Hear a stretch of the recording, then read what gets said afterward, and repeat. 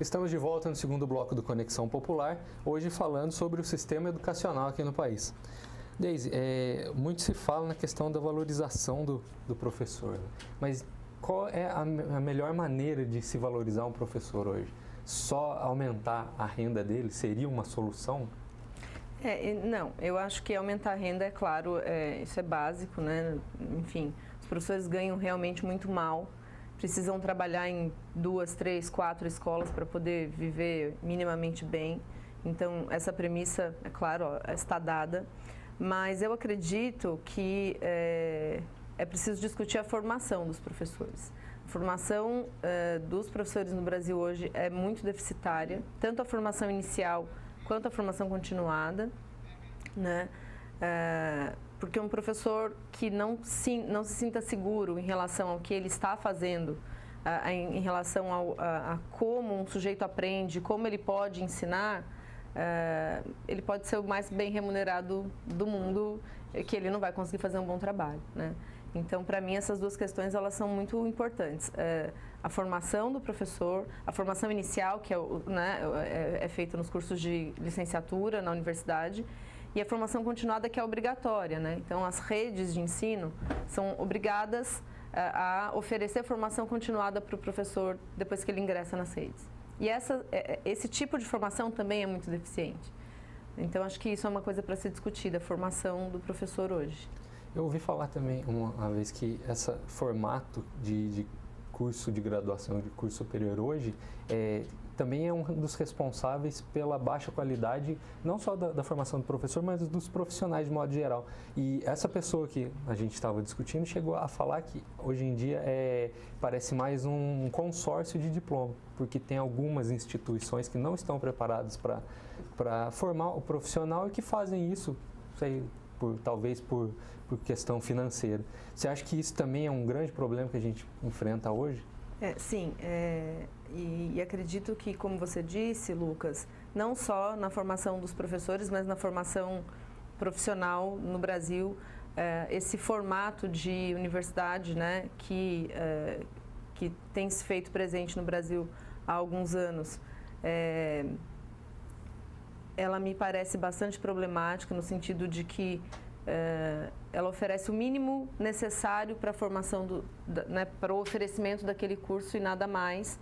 Então, acho que isso é um grande problema. No caso da formação dos professores, nós estamos vivendo hoje uma discussão que para mim é bastante importante, que é a reestruturação dos cursos de licenciatura que vão voltar a ser oferecidos em 4 anos.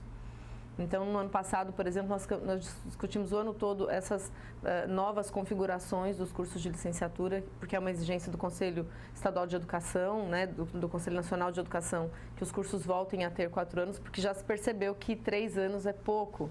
Na verdade, 4 anos é pouco. O professor, ele se forma, né, num contínuo. E às vezes a distância, não é? 3 anos... Nós temos cursos à distância e cursos presenciais, enfim, tem cursos à distância que duram 3 anos e cursos presenciais que duram 3 anos, então essas duas modalidades coexistem no Brasil hoje. Mas, de toda forma, sendo presencial ou sendo à distância, 3 anos é pouco para a gente conseguir fazer com que o sujeito consiga, né, minimamente estar preparado para assumir uma sala de aula. Então, acho que essa é uma questão interessante que nós estamos vivendo hoje, que é esse retorno à obrigatoriedade das licenciaturas terem 4 anos. Débora?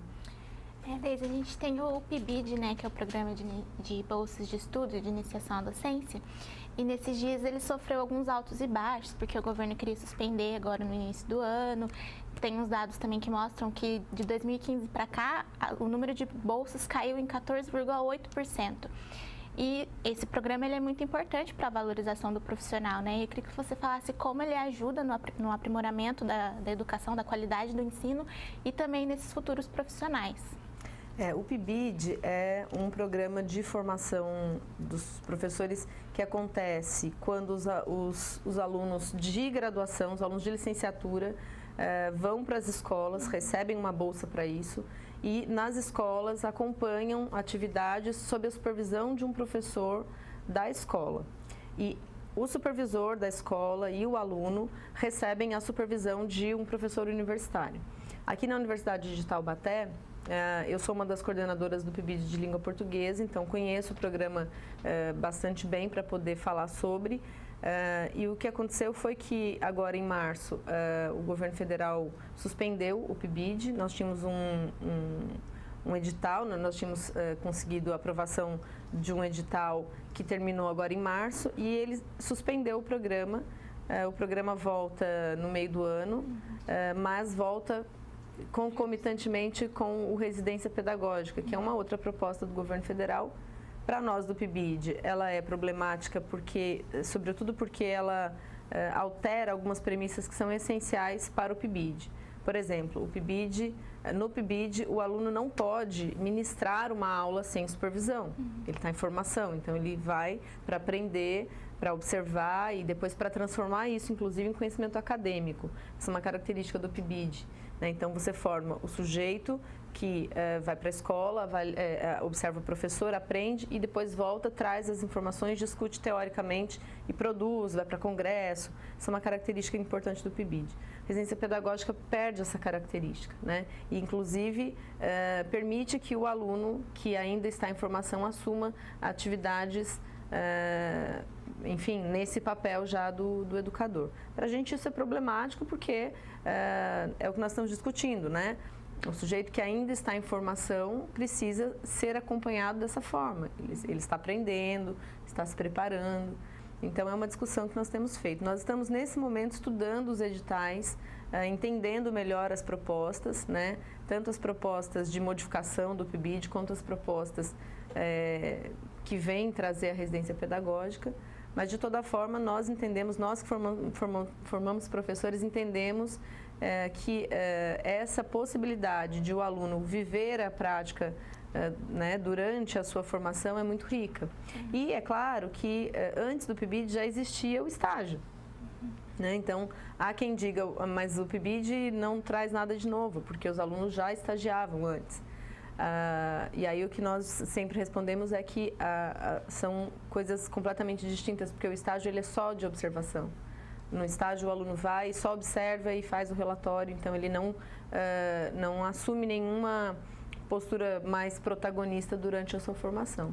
Então nós entendemos que esses programas de formação são muito ricos e precisam continuar e precisam, na verdade, ao invés de serem diminuídos, cortados né, eles precisam, na verdade, de mais investimento, talvez isso seja uma das questões mais relevantes para pensar a formação do professor hoje, né? Colocar os alunos no chão da escola para pensar, ver os problemas e aí voltar para a universidade e discutir, enquanto estão aprendendo a teoria, como é que isso pode ser pensado e resolvido. Então, queria saber pela sua vivência, o que você acha, se a gente realmente vai ter uma valorização do professor no futuro, ou se isso já está estagnado, porque eu reparo que muitos professores têm um desânimo na aula por toda essa questão salarial mesmo, né?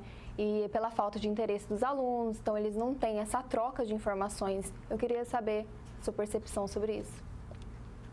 Olha, eu tenho a minha percepção, mas também tenho as minhas convicções e as minhas esperanças, né?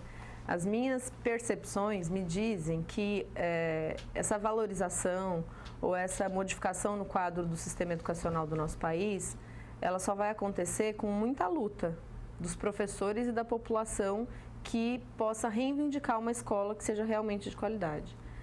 Isso não virá de nenhuma outra forma, né? Não virá com nenhum outro caminho.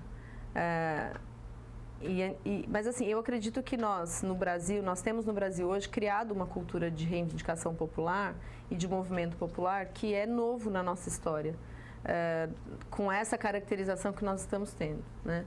Então eu acho que as pessoas estão cada vez mais tomando os espaços, tomando as ruas e reivindicando. O movimento dos secundaristas provou isso pra gente, né? Mostrou que por mais que a maneira, né, pela qual o nosso país está organizado coloque para nós empecilhos para conseguir uma escola de qualidade para o povo, quando o povo toma as ruas, toma os espaços, isso é mais possível de acontecer. Então, a minha percepção é que isso é possível de acontecer desde que haja movimentação popular para isso. E eu espero que haja. Na verdade, a gente tem que tomar isso para nós, porque isso é nosso, né? A educação, ela vai beneficiar todo mundo, não tem exceções, né? Júlio? Tanto o professor, ele não é atraído para a escola, porque muitas vezes é mal remunerado. E você falou no primeiro bloco que o aluno muitas vezes não é incentivado a ir para a escola, porque a escola não vai dar um trabalho bom, não vai poder transformar ele socialmente. O problema não está aí? Que o brasileiro põe na escola um futuro profissional e financeiro, enquanto outros países, a escola é para aprender e entender o mundo. Eu acho que a escola, como a gente conhece, desde que ela surgiu há mais ou menos uns 300 anos, ela surge atrelada ao mundo do trabalho, no sentido de que prepara o sujeito para ser, na vida adulta, o que ele será. Acontece que os países de primeiro mundo, vamos dizer que eles têm mais facilidade para garantir ao sujeito, quando ele cresce, que ele vai conseguir ser o que ele quiser ser. Então, essa discussão já está dada. Em países em que isso é mais acirrado, como é no nosso país, acontece que a escola ela fica dividida em tipos de escola. Você tem escolas que são, por exemplo, as escolas particulares, que vão formar um tipo de trabalhador, um tipo de intelectual, um tipo de sujeito, né? Não tem como, seria muito utópico, eu acho, a gente acreditar que a escola seria um lugar da formação livre do sujeito sem pensar no mundo, né? Sem pensar no mundo do trabalho, no mundo em o que ele vai ser quando crescer. Me parece que é uma escola que não existe no mundo real, no mundo concreto. Desde que a escola surgiu, tal como ela existe, ela está atrelada aos meios de produção, ao mundo do trabalho, à preparação desse sujeito para a vida adulta, né? Então, eu acho que ao invés de a gente ver isso como um problema, nós precisaríamos discutir o modelo de país que a gente tem. Mas é justamente isso. Será que o trabalho, a produção, ela não deveria ser o fim disso? Não a escola como meio de conseguir, mas depois que a pessoa ela teve uma formação, ela sabe o que faz, ela foi capacitada tecnicamente, intelectualmente, aí ela vai desenvolver sua atividade econômica. Porque o problema será que enquanto não virar essa chave de transformar o aluno unicamente em um braçal basicamente é isso, não tem pensador. É um braçal intelectualizado ou alfabetizado. Só complementando o que você falou, tem uma informação, um dado importante, que é a questão do sistema educacional de Singapura. Singapura é considerado o melhor sistema educacional do planeta hoje. E eles estão realmente, atualmente estão repensando isso. Que eles criaram um sistema educacional que era extremamente competitivo, que levava aos estudantes a serem os melhores. E hoje eles repensam a questão mais uma educação mais positivista, né? E fazendo a construção do ser de uma maneira geral, né? Atrelando a questão social, a relação com o próximo. Talvez seria essa a eu acho que de novo a gente volta para o projeto de país, né? Na nossa legislação educacional brasileira, lá na LDB, quando ela mostra os princípios da educação brasileira, ela diz que as escolas brasileiras vão educar o sujeito para a cidadania e para o mundo do trabalho. Está escrito lá.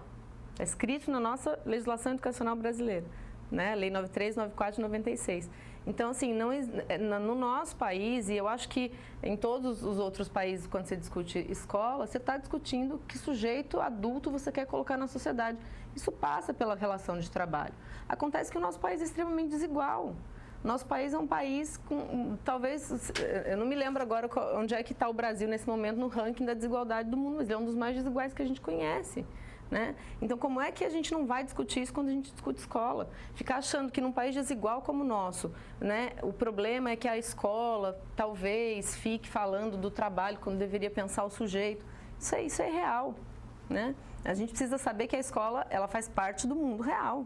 Porque também tem essa ideia, né, de que a escola está preparando o sujeito para o mundo. Parece que ele não tem vida, parece que ele não entende o mundo agora, parece que ele não sabe de onde ele veio, a comunidade de onde ele está inserido, né, os pais que ele tem. Então... mas sabe qual que eu sei que estourou, mas só o problema é que hoje a gente vive em um mundo que a inteligência artificial já é uma realidade.